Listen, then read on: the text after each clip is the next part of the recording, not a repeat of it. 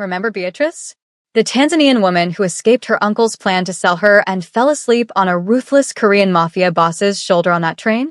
Well, 3 weeks have passed since that drunken night they both can barely remember. And now, Beatrice is staring at two pink lines that are about to change everything. A quick one before we go deeper. If you're just joining us or enjoyed episode 1, don't forget to subscribe to my channel so you never miss any update on this story. Beatrice sat on the edge of her bed in Jisu's compound, the positive pregnancy test hidden in her nightstand drawer like a bomb waiting to explode. For 3 days now, she'd carried this secret, feeling it grow heavier with every breath. The words she needed to say played on repeat in her mind, but every version felt wrong, terrifying, impossible. Jisu, I'm pregnant. Too blunt, too cold. That night after the gathering, something happened between us. Too vague, too weak. She pressed her trembling hands against her stomach, still flat, but holding a life that would shatter the fragile peace they'd built.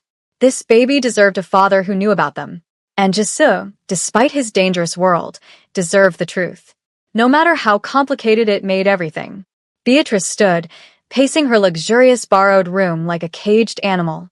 She'd rehearsed this conversation 100 times, played out every possible reaction in her mind. He might explode with rage. He might think she'd planned this deliberately, trapped him like so many women probably tried to trap powerful men. He might throw her out into the streets with nothing. Again. But she had to tell him. She had to. She caught her reflection in the floor-length mirror. Dark circles shadowed her eyes from sleepless nights. Her natural hair was pulled back carelessly. She looked exhausted, terrified, but somewhere underneath it all, determined. Jisu, I need to tell you something important. That night after the underground gathering, when we were both drunk, something happened between us. I'm pregnant. It's yours. I'm not asking for anything. I just thought you should know. Simple. Direct. Honest. She took a shaking breath, squared her shoulders, and walked out to find him. Jisu was in his private office, reviewing what looked like encrypted documents on multiple screens. Security footage played silently on one monitor. He looked up when Beatrice appeared in the doorway, and something flickered across his dangerous features. Concern, maybe. Or calculation. Can I talk to you? Beatrice asked, her voice steadier than she felt. Of course. Come in. He closed the documents immediately, giving her his complete attention.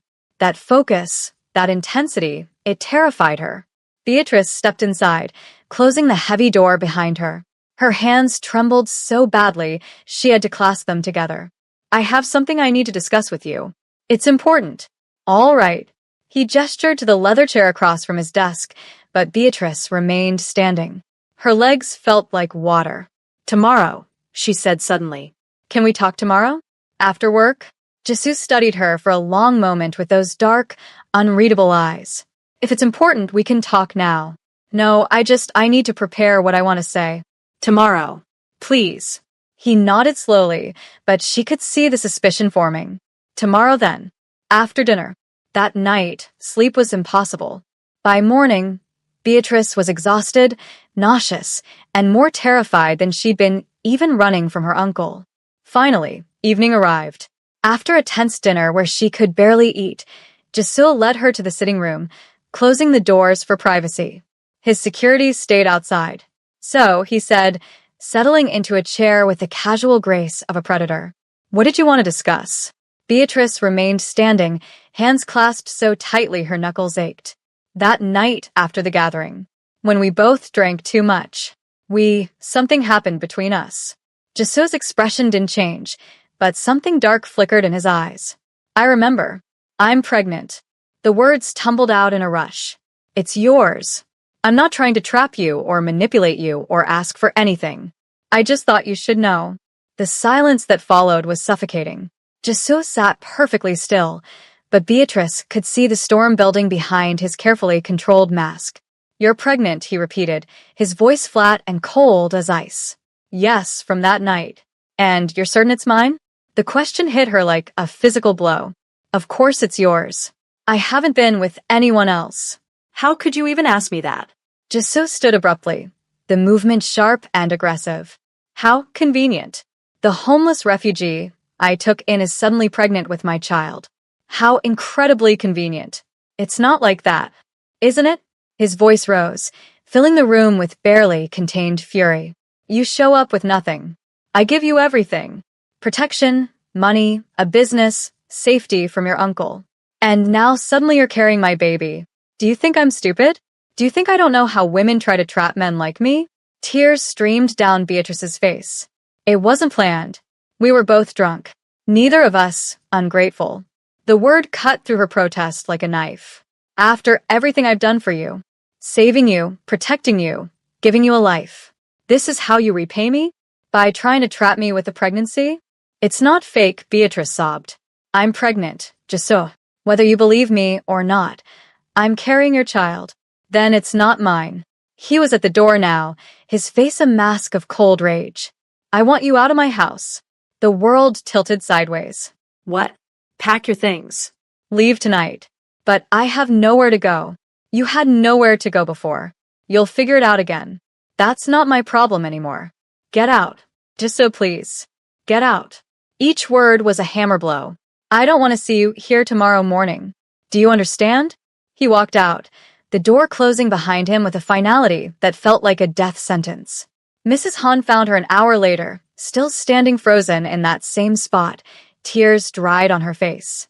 The older woman's expression was filled with sadness as she gently guided Beatrice back to her room and helped her pack her few belongings. Where will you go, Miss Beatrice? Mrs. Han asked quietly. The boutique, Beatrice whispered. I'll stay at the shop. Mrs. Han's face creased with deep concern. That is not suitable for living. I'll be fine. I've survived worse. The boutique looked empty and haunting at night. Beatrice let herself in with shaking hands and made her way to the small office in the back. There was a worn couch there. Nothing else. Beatrice curled up on it, pulled her jacket over herself like a blanket, and cried until she had no tears left. She was alone again. Completely alone, with a baby growing inside her that nobody wanted. Just sat in his office, expensive whiskey in hand, staring at nothing. The compound felt empty, which only made him angrier. She tried to trap him. He'd made the right choice. The only choice. So why did he feel like he'd just made the worst mistake of his life? He replayed the conversation over and over. Her tears had looked real. Her shock at his accusations had seemed genuine. And when he'd called her ungrateful, the devastation in her eyes had been absolutely crushing. What if she's telling the truth? They had been drunk. Very drunk. And honestly, he couldn't remember clearly if they'd used protection. Could she really be pregnant? From one night? But the timing was exactly right. And she'd never lied before, never asked for anything, never tried to manipulate him. Days turned into a week. Just threw himself into his organization's business. Money laundering operations, meetings with other crime bosses. But at night, alone, he couldn't stop wondering, is she okay? Is the baby okay? What have I done? Beatrice's life at the boutique was barely survival. The couch became her bed. The small bathroom became her refuge when morning sickness hit violently. She bought a cheap hot plate and kept basic supplies. Somehow, impossibly, the boutique thrived despite her personal chaos. She hired 2 local women, Grace and Mina, to help with customers. The money was just enough to keep her fed and the shop running. As weeks crawled by, her body changed in ways she couldn't hide. Her clothes grew tighter. Her belly began to swell. The nausea never fully stopped. But she kept working, kept pushing forward, because what other choice did she have? At 3 months, her belly was noticeable. At 4 months, she felt the baby flutter for the first time and cried. At 5 months, the baby was undeniably real, moving constantly. By 6 months, her belly was unmistakably pregnant. By 7 months, she could barely reach her sewing machine without pain. By 8 months, her belly was massive and she was exhausted every single moment. She was 8 months pregnant, struggling to fold fabric, when Jisoo walked into the boutique. They stared at each other across the shop floor. Time seemed to stop. Beatrice's hand moved instinctively to her enormous belly, protective. Beatrice, he said, his voice uncertain in a way she'd never heard before. Can we talk? What do you want? Her voice was cold, guarded. To apologize. I was wrong about everything. I should have believed you. Beatrice felt tears prick her eyes, but refused to let them fall. You called me ungrateful. You said I was trying to trap you.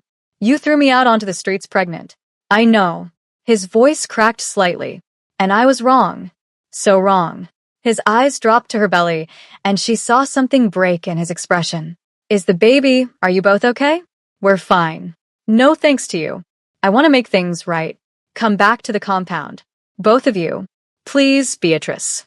Beatrice laughed, a bitter sound. So you can throw me out again when it's convenient? No thank you. I won't. I swear on my life. Please come back. Let me take care of you both. I don't need you to take care of me. I'm doing fine on my own.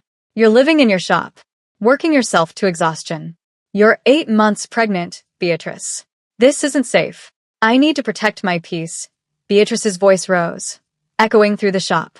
She rubbed her swollen belly, suddenly feeling completely drained. You destroyed my peace. I'm just trying to survive now. I understand. His voice was quiet. But please, at least let me help financially. The baby is mine. Let me provide something. I don't want your money. I never wanted your money. I just wanted you to believe me. That's all I ever wanted. Jisoo nodded, defeat written across his dangerous features. I understand. I'm so sorry, Beatrice. For everything. He turned toward the door, and Beatrice felt something crack inside her chest. Some part of her that had been holding on to hope. Jisoo had his hand on the door when sudden, sharp, agonizing pain tore through Beatrice's abdomen. She gasped, doubling over, her hands clutching her belly. Beatrice. Jisoo was at her side instantly, catching her before she fell. What's wrong? What's happening? I don't know, Another wave of pain ripped through her, and she screamed. We're going to the hospital. Now. Jisoo swept her up in his arms, carrying her toward the door. Call an ambulance, he shouted to Grace. And call my doctor. Tell them we're coming. The ride to the hospital was a nightmare blur of pain and terror. Jisoo held her hand in the back of his car while his driver broke every traffic law in Seoul. Beatrice couldn't focus on anything except the pain and the terrifying certainty that something was desperately wrong. At the hospital, they rushed Beatrice onto a gurney immediately. A doctor examined her while Jisoo hovered nearby, his face a mask of fear she'd never seen before. What's wrong? Jisoo demanded. What's wrong with the baby? The doctor stepped back, expression grave. The baby's heart rate is dangerously elevated. She's showing signs of preterm labor. Have you been under significant stress lately? Beatrice wanted to laugh hysterically. Stress? She'd been working 14-hour days while 8 months pregnant, sleeping on a couch, dealing with rejection and poverty and terror. She's been overworked, Jisoo said, his voice tight. Living in her shop. Working constantly. I've been surviving, Beatrice interrupted weakly. The doctor's expression softened with sympathy. You need complete bed rest immediately. We're giving you medication to try to stop the labor. After discharge, no working. No stress. Do you understand? Beatrice nodded, tears sliding down her face. She'll rest. I'll make absolutely sure of it, Jisoo said with deadly certainty. They kept Beatrice in the hospital for 2 days. Jisoo never left her side, sleeping in the chair beside her bed, bringing her anything she needed. On discharge day, a nurse went over strict care instructions. Complete bed rest for the next month minimum. You need someone to help you full-time. This is critical. I'll manage somehow, Beatrice said quietly. No. Jisoo's voice was firm, leaving no room for argument. You're coming back to the compound.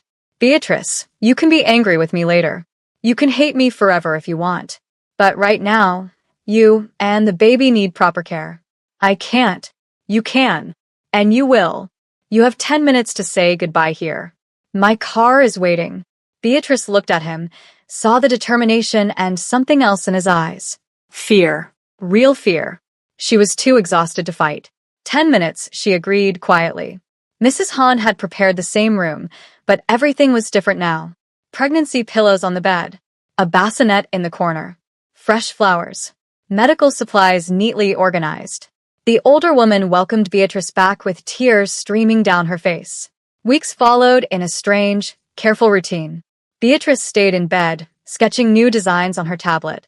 Mrs. Han brought meals and checked on her constantly with gentle kindness. Jisoo visited every morning and evening, maintaining careful distance but always concerned, always checking if she needed anything. One afternoon, about 3 weeks after returning, Beatrice was resting in bed. Jisoo had left for business meetings. She was working on designs when she heard the doorbell echo through the compound. Then voices drifted up from downstairs. Mrs. Han's cautious tone mixing with another voice. Horribly familiar. Beatrice's blood turned to ice. Her uncle. She heard the conversation drift up through the expensive house. "I'm Beatrice's uncle," the man was saying with false concern. "I've been so worried about her. Please, I just want to see that she's all right. Miss Beatrice is resting." "She's been very ill," Mrs. Han replied firmly. "Perhaps another time would be better. Please. I'm family. I'm leaving Korea tomorrow. This is my only chance to apologize for everything." Beatrice heard Mrs. Han hesitate. "Wait here. Let me ask her first." Mrs. Han appeared in Beatrice's doorway, face troubled. "Your uncle is here. He says he wants to apologize. Should I send him away?" "Yes," Beatrice said immediately, fear flooding through her. "Tell him to leave now. If he doesn't, call Jisoo's security.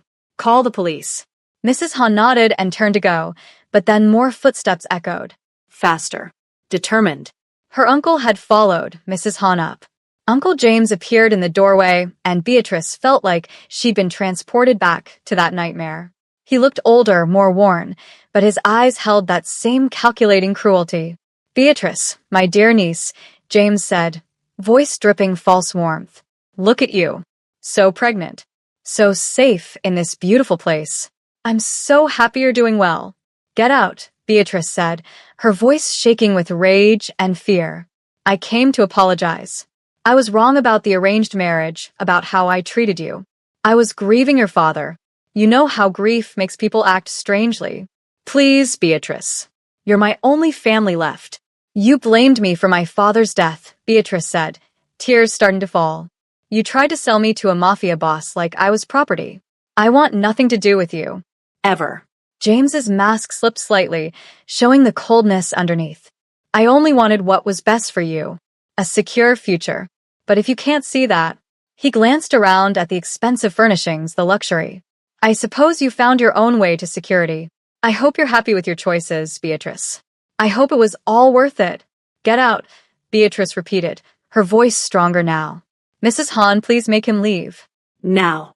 Mrs. Han moved toward James with surprising authority. "You heard her.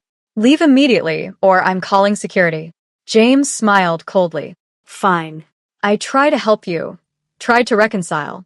But I see you've chosen your path. I hope you don't regret pushing away your only blood family." He walked out, his footsteps echoing ominously down the hallway. Beatrice collapsed back onto her pillows, her whole body shaking violently. Mrs. Han rushed to her side, deeply concerned. "Are you all right, miss? Should I call the doctor?" "I'm okay, Beatrice started to say, but then pain hit her. Sharp, intense, radiating from her belly in waves that stole her breath. She cried out, clutching her stomach. Mrs. Han's face went pale with terror.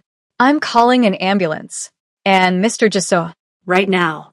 What Beatrice couldn't know, was that her uncle's visit wasn't just about confrontation or fake apologies. Days earlier, James had tracked down Mrs. Han outside the compound gates. He'd watched the household routines carefully, identified the housekeeper as someone who might be vulnerable to manipulation. James had approached her with an elaborate story. That Beatrice was mentally unstable, had run away from treatment, that she'd stolen money, and was hiding here under false pretenses. "She's always been troubled," James had said with manufactured sadness and concern. "Since her parents died, she's never been the same. I'm trying to help her, but she won't listen to reason. The pregnancy has made her paranoid, even dangerous to herself. I need someone inside to help me protect her."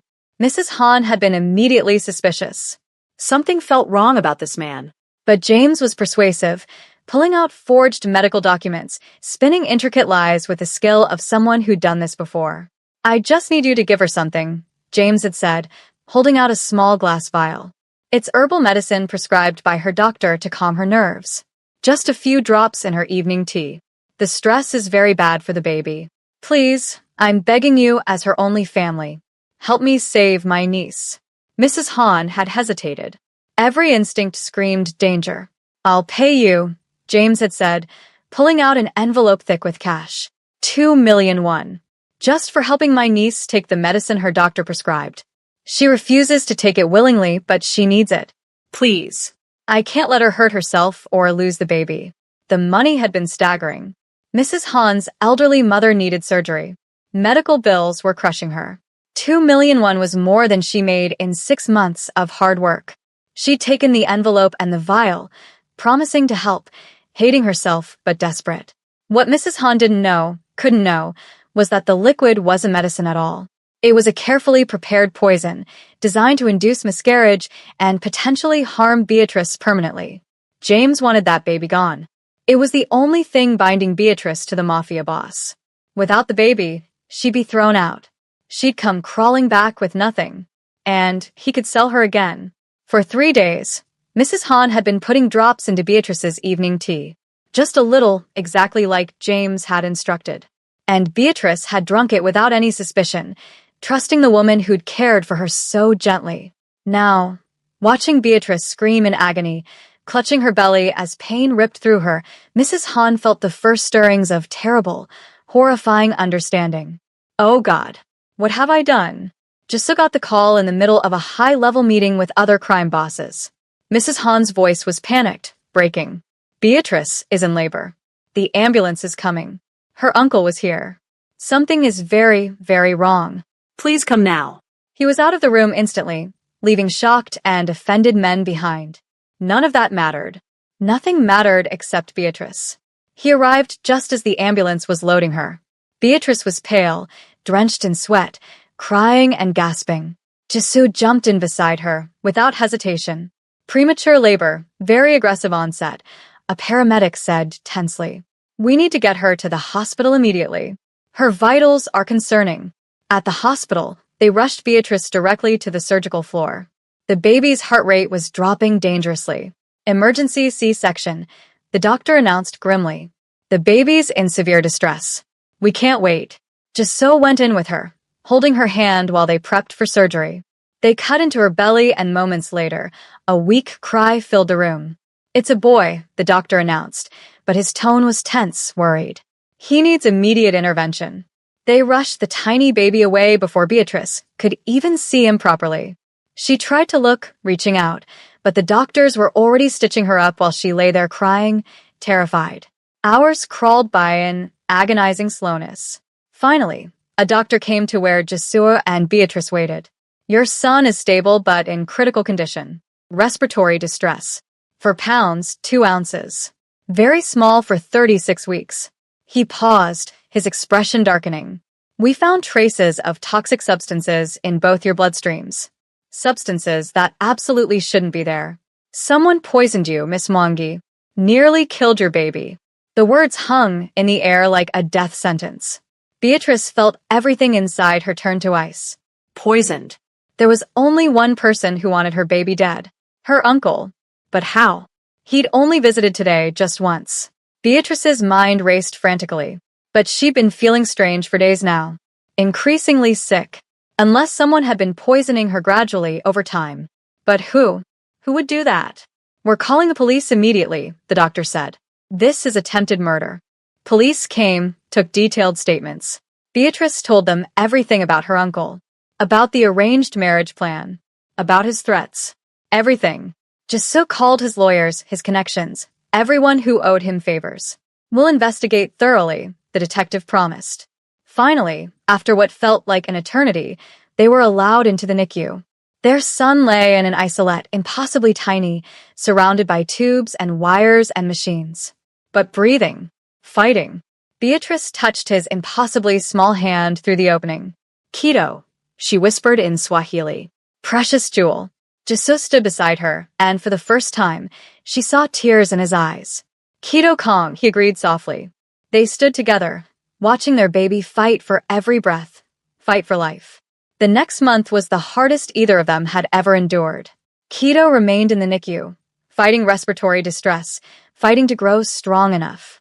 Beatrice recovered from surgery while practically living at the hospital.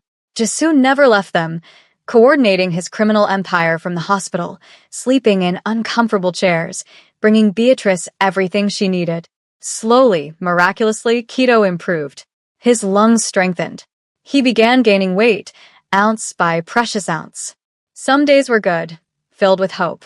Other days were terrifying, filled with alarms and doctors rushing in. The police investigation initially yielded very little. Uncle James had left Korea the day after visiting, vanishing into Tanzania, then disappearing completely. But then a breakthrough came.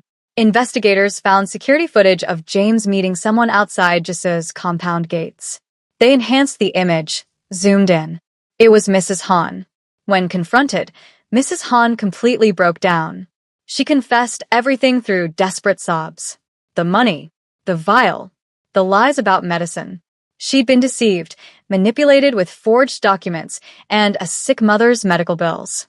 But she'd still done it. She'd still poisoned a pregnant woman for money. She was arrested immediately. James was now wanted internationally for attempted murder, but he was still missing, vanished like smoke. Beatrice felt betrayed beyond any words. The woman she trusted, who'd cared for her so gently, had been slowly poisoning her. Nearly killed her baby. Even if Mrs. Han had been deceived and manipulated, she'd still taken money to drug a pregnant woman. That was unforgivable. Finally, after 4 long weeks, Keto came home. 5 pounds, 8 ounces. Healthy. Thriving.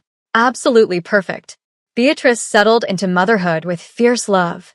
Jisu was a devoted father, taking night feedings without complaint, holding Keto for hours, staring at his son like he couldn't quite believe he was real. 2 months after Keto came home, life had finally found some kind of rhythm. They were functioning as a family, though nothing was officially defined between them. One evening, Beatrice heard harsh, violent coughing from downstairs. She ran down with Keto in her arms to find Jisu in his office, bent over, coughing so hard his whole body shook. Jisu, Beatrice rushed to him, alarmed. The coughing finally subsided, leaving him gasping for air. "I'm fine," he managed to say. But he wasn't fine. Beatrice could see it now that she was looking. He'd lost significant weight. Dark circles shadowed his eyes.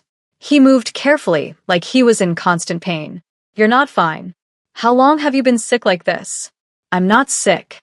Just tired from everything." "Jisu, please don't lie to me." Not now. How long? He looked at her for a long, heavy moment. "Can we talk tomorrow? After Keto's asleep?" Beatrice nodded, dread pooling cold in her stomach. "Tomorrow then." Finally, after dinner the next evening, they met in his office. Jisu closed the door, sat down heavily. "I need to tell you something," he said quietly. "And I need you to let me finish before you say anything." Beatrice's heart was already pounding. Okay. About a year ago, I was diagnosed with a rare genetic disorder. Degenerative. It affects the heart and lungs progressively. There's no cure. No treatment that works. The doctors gave me 2 to 3 years. Maximum. The world stopped spinning. Everything stopped. "That's why I helped you on the train that night," he continued. "I was dying. Wanted to do something good with whatever time I had left. I never expected to care about you. To fall in love. To have a son. To want desperately to live when I knew I couldn't." Jisu. The disease is progressing much faster than they predicted. The stress of everything, the fear of losing you and Keto, it's accelerated things. He turned to face her fully. "I have maybe 2 months left. 3 if I'm incredibly lucky." Beatrice felt like someone had physically torn out her heart. 2 months. Why didn't you tell me sooner? Why did you hide this? You were pregnant, recovering from being poisoned, dealing with Keto in the NICU. You had more than enough to worry about. I didn't want to add to your burden. So, you were just going to die without telling me? Without letting me prepare? Without giving me a choice? I'm sorry. For everything. For not believing you about the pregnancy. For throwing you out. For not being honest about my condition. For leaving you and Keto when you both need me. Beatrice was crying now, tears streaming down her face. "You can't leave us. Keto needs you. I need you. I know. God, I know. If I could change it, I would give anything. But I can't." He took her hands in his, holding tight. "So I'm asking you, for whatever time I have left, please let me be part of your lives." Really part of it. Let me be Keto's father. Let me love you both the way I should have from the beginning. Let me try to make up for all the ways I failed you. Beatrice looked up at him through her tears. She was still angry for all the ways he'd hurt her, all the pain he'd caused. But she was also terrified of losing him, of Keto losing his father. She had a choice: hold on to her anger and waste what little time they had left, or let it go and make these final months as beautiful as possible. What do you think? Should Beatrice forgive Jisoo and give him the peaceful final chapter he's desperately hoping for? Should she let go of her hurt to make these last 2 months meaningful for him, for their son, for the family they could have been? Drop your thoughts in the comments below. Episode 3, the final episode, is coming soon. We'll find out if Beatrice can truly forgive. What happens in Jisoo's final days. Whether Uncle James faces justice for what he did. And what the future holds for Beatrice and baby Keto. Don't miss the finale. Like this video, subscribe to the channel, and turn on notifications so you don't miss the final part of their story. See you in the next episode.